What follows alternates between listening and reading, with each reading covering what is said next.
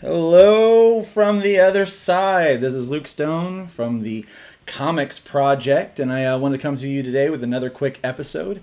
Last time we talked about the problem with Christian comics, and if you are a Christian making a comic, kind of where you need to start from. Today, it's going to be mostly just comic book stuff, so it doesn't matter if you are a faith-based individual or what. The other stuff, if you're not a Christian but you're still trying to figure out what you're wanting to do, you might watch that video. It might help you kind of decide along the way what you need to do as a creator to kind of pick your audience and what the purpose of your book is.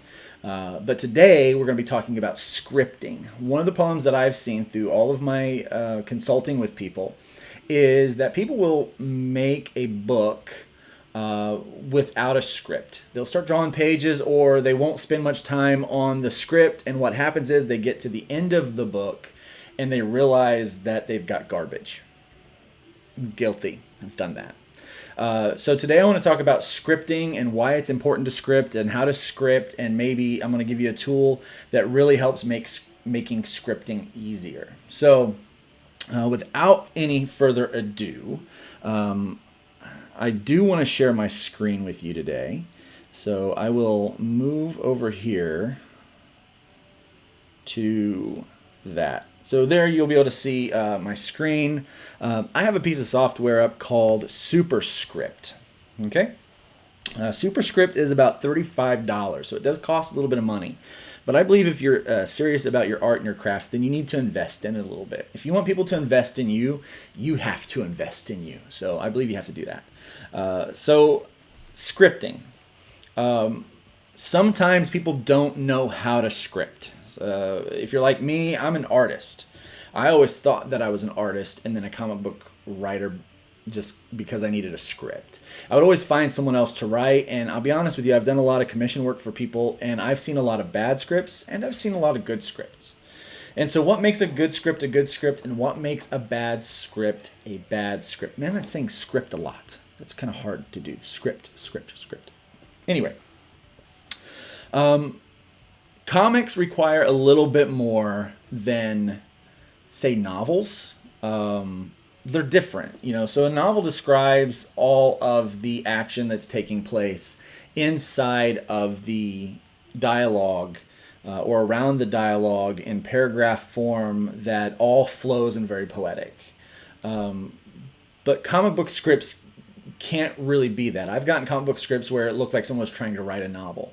Comic book strips are pretty, they're instructional. They're very instructional for an artist, because here's the thing. As a writer, what you want to do is you want to kind of convey what is going on in your book so that the artist knows. Do not keep spoilers from your artist. They need to know. If there's something that takes place in the first book that's visual, they need to know it. That's going to take place in the sixth book. They have to know. So too many people are constantly trying to do, they're trying to keep spoilers from their artist.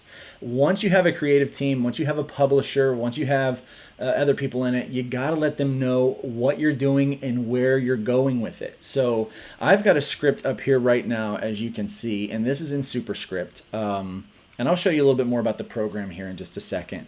But this is for Armageddon Watch. Now, this is by a few of us right now.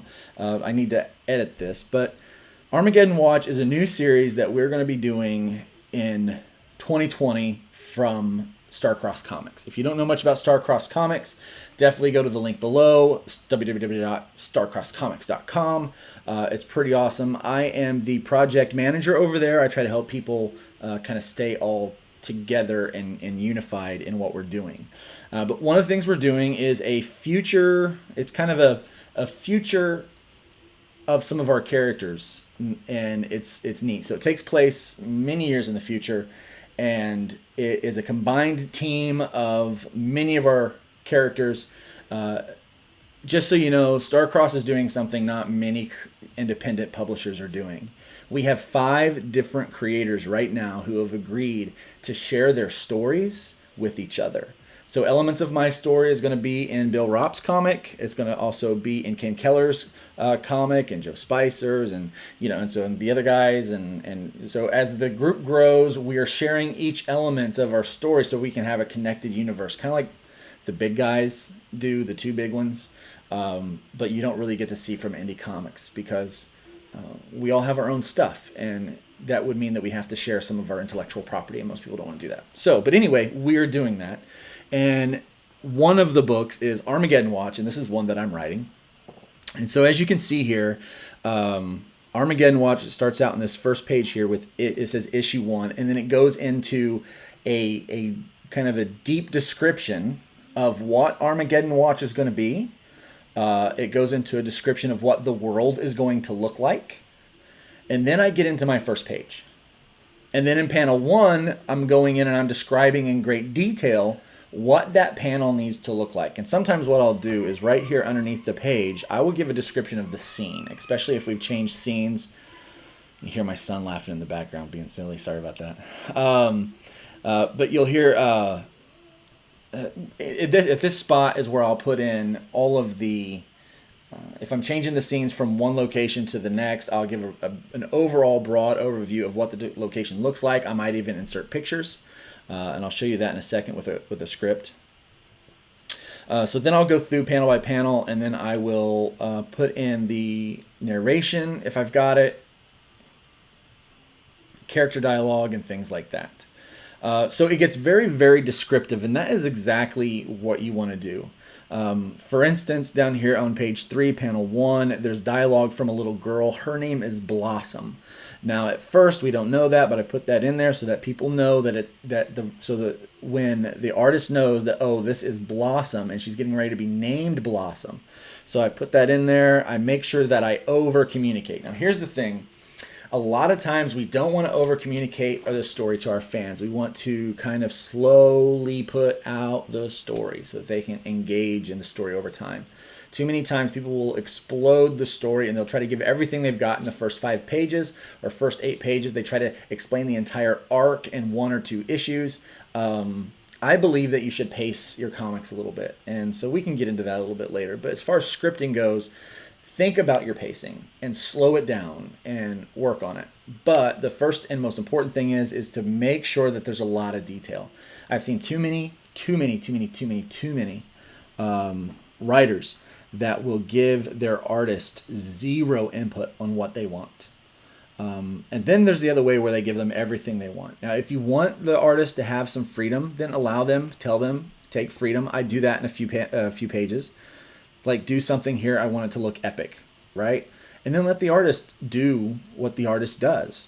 But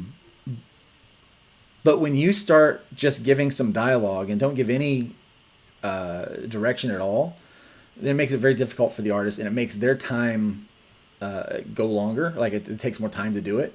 And so if you're going to do that, you have to pay your artist a lot extra because they are essentially helping you write your comic book. Now they're getting writer and artist cred, not just artist cred. Okay. So when it comes to scripts, I've got and you're going to have to see my desktop here for a second. It's pretty bad. So here we go. That line back up for you. There it is. I've got here a number of scripts, and we will go to Team Up with Starstruck and Trash Man. This is a really cool comic. It's a one-off, and we are going to be doing some one-off comics like this, Team Ups. This is Team Ups number 1. And so in this, I'm trying to describe where things are going to be and how things are going to look. And so for my layout artist, I'm going to be drawing this one, but I'm going to give this to my layout artist. I'm going through here, and again, I go in with detailed descriptions of what's going on, and even to the point to where if I want someone to see that it's happening somewhere, I will insert a picture. And so I will insert a picture of like, okay, this is what this should look like. Here's an example of what I'm thinking. Here's the mouth of the cave that I'm thinking about. Once I'm in the cave, I think that's how I want it to look. You know, something similar to this. That way I'm not redrawing a whole bunch of stuff that they got wrong. I'm letting them know right away, this is my expectation. This is what I'm wanting to see, something like that. And so I'll throw in reference images into the script so that they can see it. So scripting is really, really important. You're going to make sure that you're doing a very thorough job. Do all of your work up front. And once you've got it written, make sure that you have other people look at it.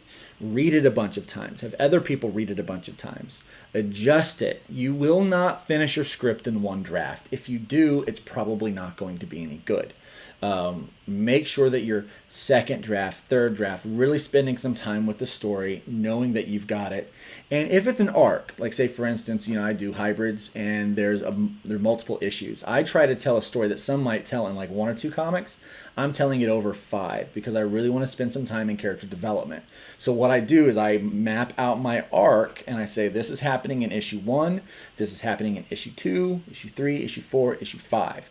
That way I know where the whole arc is going to go. I know where my end is going to be and I know where I'm starting and then what needs to be covered in each issue so that I can work on that and work the story into that. That way I'm not trying to overload with detail, overload with facts, overload with story elements or plot twist. I'm working that out over time so the reader can engage and enjoy it. So that's the importance of scripting. Now let me show you this software. It's called Superscript. It is designed for comic book scripting. I'm just going to open up a new file here and create a new file. And it comes up with this blank page. I wish that I could get a sponsorship from these guys, but I've already paid for it, so I don't know how I would. But anyway, I will put a link in the description below so you can learn more about this software. I really like it. So you go in here, and let's just say I'm going to title this comics project, okay? And the author, I'm going to go in here and just say the author is me. And then issue 1. This has some built-in scripts, like not like scripts like what we're writing, but like behind the scenes things that the software does so that you can create some cool stuff. So the first thing is if you just type page 1 and hit enter, it will just automatically make it a page 1. And it will start to separate that out. And so you type in your stuff here, type some things there. There's a description. I want to do panel, my first panel, so I just type in panel 1 and hit enter, and it automatically brings that up as a panel. So I put in my description, okay, and then once I'm done with that, I hit enter twice, and let's say I have someone talking. And so instead of having to go through and capitalize and all that kind of stuff, I just type in their name. And we'll just say Fred's talking. And I'll hit the 2 dots right there like that. Boom. You hit enter, it automatically caps it and indents it down there so you can say, hey guys. Boom. Now, obviously, I'm not doing everything I need to, but then panel 2, same way. Fred. Hey guys. Now I'm done with that and I need to go to page 2. So I can just type in page 2. Boom, page 2. And what you're going to notice is over here at the side, it starts to create this. It says title 1, 2, and it says 2 panels, 4 words. Yeah. Number of words, so you know how many panels and how many words is on there. That helps your artist, it helps your letterer, it helps your publisher know what's going on in your book. So that's what happens there with this book. I mean, with this kind of thing. So it's really neat, and it can go really fast. So you can focus more on telling the story. You can focus more on your flow and your pacing. You don't have to worry so much on trying to build a Word document. Now, this is really neat because it does export into... let me move this again. This does export into PDF and into Word and into a few different formats here. So let me show you. So we were on Armageddon Watch. Let's do that again. Here's the Armageddon Watch Word document. I don't really like Word documents too much, but it works out the same way. But let's show the PDF. And so I'm going to open up this PDF. And you will see it's loading. I'm using a lot of processor for filming this live. I don't like to edit, so I'm using OBS to do this all live with my iPhone, and I've got 2 screens and a USB mic and all of that. So might hear some music in the background. Let's turn that up a little bit for you. Do do do do. Should have already had that open.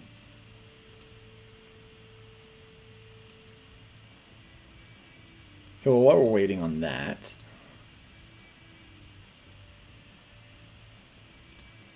don't want to close that out. While I'm waiting on that, let me go ahead and show you what the Word document looks like.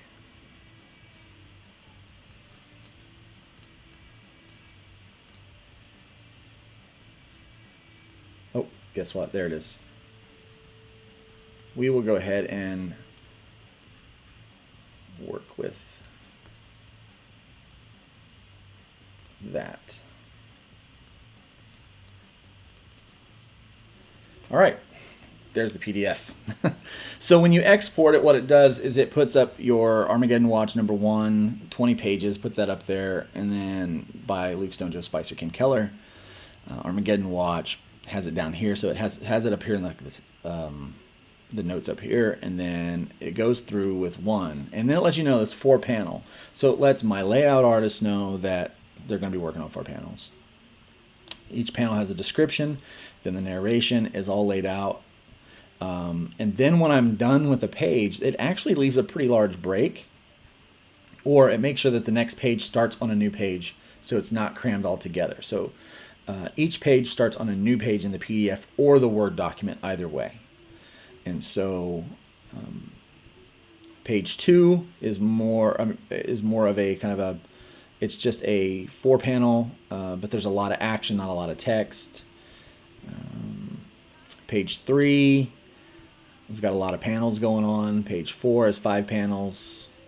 And so it kind of goes through that. One of these is a splash page. 8 is a splash page. And so I normally put splash page at the top, give a big description of what's going on. Because this is not going to be published, but the book's going to be published, but the descriptions aren't. When I'm describing something, I'm letting them know something that they can reference back to what it might look like if I don't do a picture, but something they can Google. And so that's kind of what that looks like. And then this will get sent off to the publisher for approval. It will get sent off to the editor for edits. Sometimes things like this get sent off to me for... Let me go ahead and switch screens now. So sometimes things like that will also get sent off to me so that I can look for continuity. Then once that's all approved, that gets sent to my artist, and they start working from there. I never start drawing pages until that part is done. If you start getting, because what's going to happen is something's going to change, and it's infinitely more convenient and easier to edit at the script level than it is at the art level. So once you start drawing, it's way more expensive to edit there, way more time consuming to edit there. Once you get past art, there's nothing you can do to edit the story. If you want to change something in the story, you can't do that without completely redoing the pages. I've had so many people say, hey, I've got these finished pages. Can you rewrite the story? No, I can't. The pages are finished. It's already written. All I can do is adjust dialogue. I can't do anything to change the story. So scripting is important.